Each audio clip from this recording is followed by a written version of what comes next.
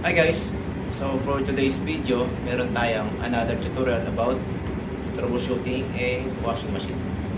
Pero bago yan, baka pwedeng pa-subscribe naman. Intro muna tayo.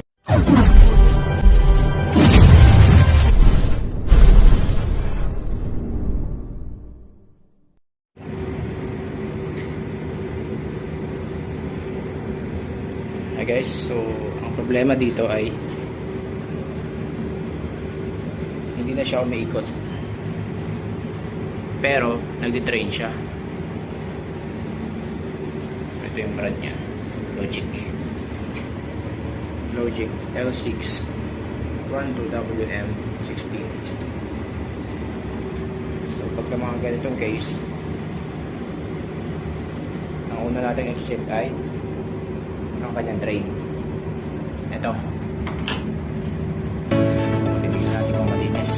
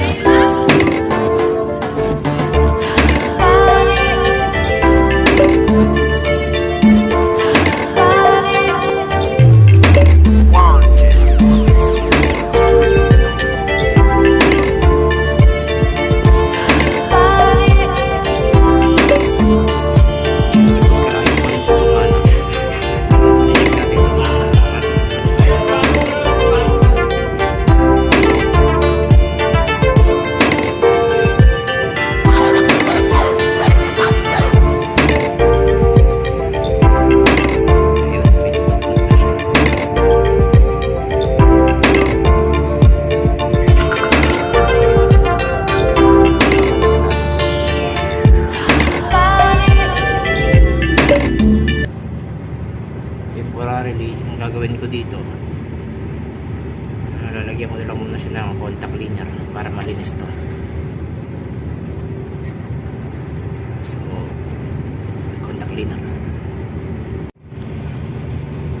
So ayan, kung napapansin nyo, sobrang iksi na ng kanyang carbon brush. So ang gagawin dito ay kailangan palitan. So dahil maiksi na siya, wala man akong pamalit, i-coating ko lang to at linisin ang kanyang contact para magkaroon siya ng contact. So contact cleaning ko muna temporary.